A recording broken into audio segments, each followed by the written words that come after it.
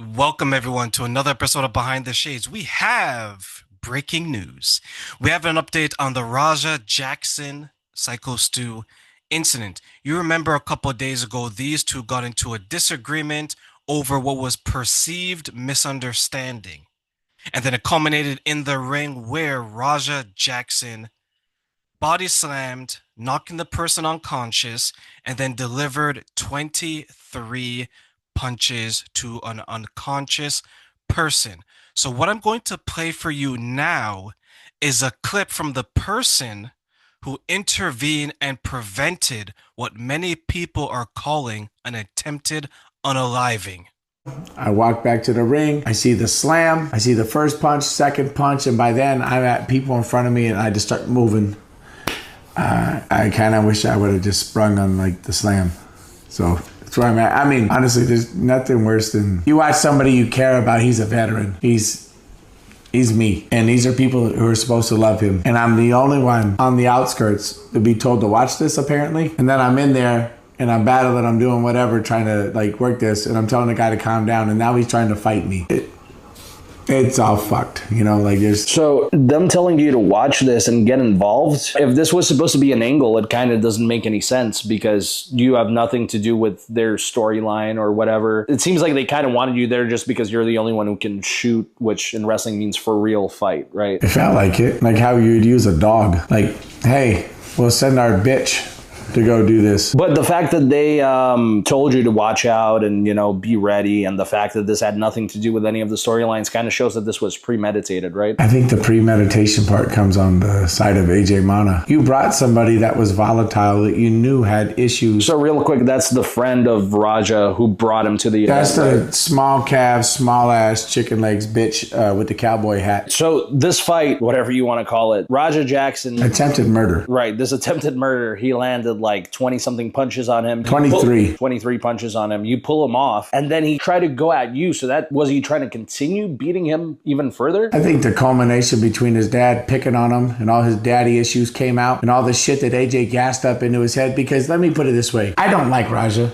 I think Raja's a shit person for what he did. But I think AJ's a bigger shit person for gassing him up to be in that fucking ring, to leading him to ruin his own fucking life, to hurt somebody that AJ also has a fucking problem with. You can't fucking tell me that's not... I don't believe in coincidence. He was basically trying to put the blood on someone else's hands. Exactly, because he's not going to do it himself. Mm-hmm. The few little backyard fights he fucking got in where he got beat the fuck up, and then you got somebody that's a real fighter, trained by somebody that's one of the greatest of all time, and then you had him do your dirty work. He ruined two people's lives. So he makes a fantastic point here where you have someone who, because of the male fragile ego, decided to show how much of a man he is, not only to those people around him, to his father, to his friend that invited him, to everyone watching on the live stream.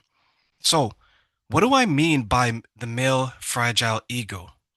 There's a lot of men out there who walk around like a ticking time bomb. They will go out of their way to prove their masculinity. They will go out of their way to show their dominance.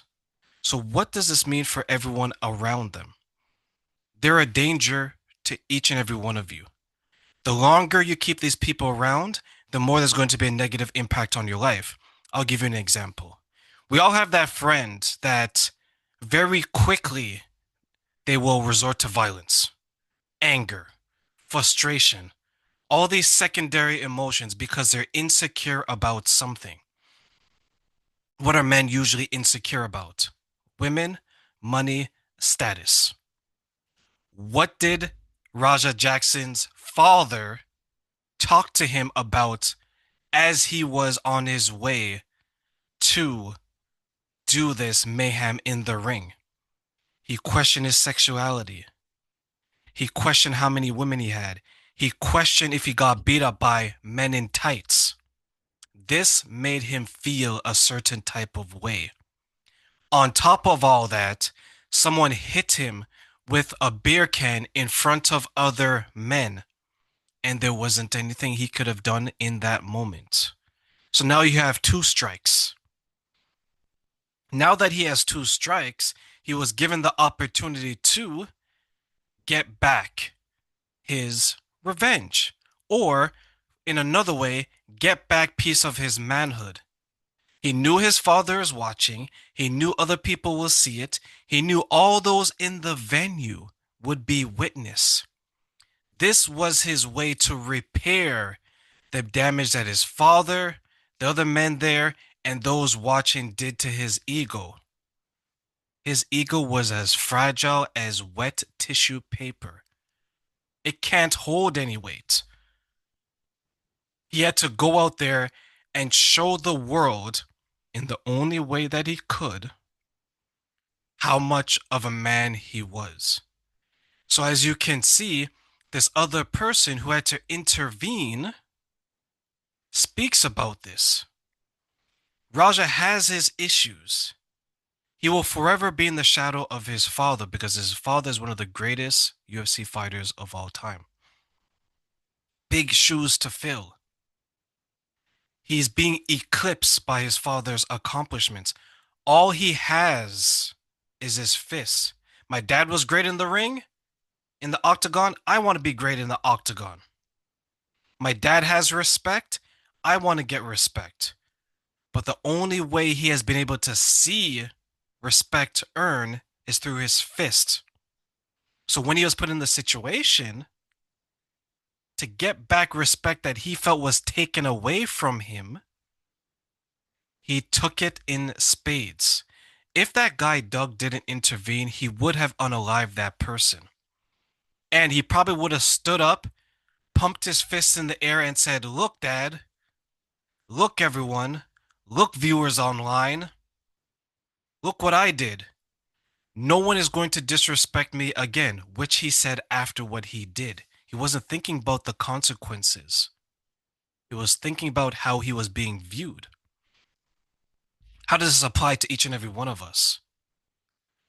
We need to make sure that we are regulating our emotions and we understand the consequences of our actions before we do it.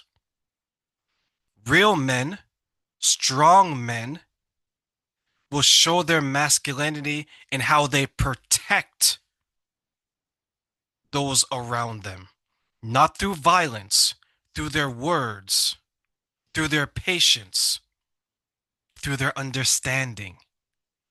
You need to be mentally strong, emotionally strong, spiritually strong before you are physically strong. Too many men think physical strength is going to lead them to the other three. They have it backwards. These men are toddlers. You ever watch a child not get their way? What do? They throw temper tantrums, right? They throw something to the ground, they kick their feet, they fall to the ground. Very reminiscent of Raja Jackson. He is still a child in a man's body. The difference, he's a child with man's strength. This is where women will be cautious. This is where other men will be cautious. He's the type of guy that if you were to bump into him on the middle of the street, he would want to fight you. If you step on his shoes, he would want to fight you. Because everyone is a competition. Everybody is a villain. He doesn't see any heroes. So further to all of this, what we need to do is you need to separate yourself from these people. Yes, they're cool. Maybe a little bit of fun. And when something goes down, they're there to jump off and defend your honor. But they will take you down with them. This man who brought Raja Jackson to the fight, AJ, I believe his name is, he had a problem with the guy in the ring who got beat up. He is the one that orchestrated that. You know what? You can get back in the ring. Now it looks premeditated. I can't do anything to you. Let me get someone else that can do something for me to you. We've seen that before, right? I'm not physically strong enough, emotionally strong enough, mentally strong enough, verbally strong enough to do anything to you. So I'm going to get someone who I know that doesn't have any self-control to do it for you so I get away free. he has ruined 2 lives. Rosa Jackson, who has no self-control or understanding, and Stu, who is in the hospital. Imagine being the father watching your son get beat up this way. Imagine being fathers outside of the situation looking at their son and be like, you know what? If I don't act right, that could be my child. That's what we can learn from it.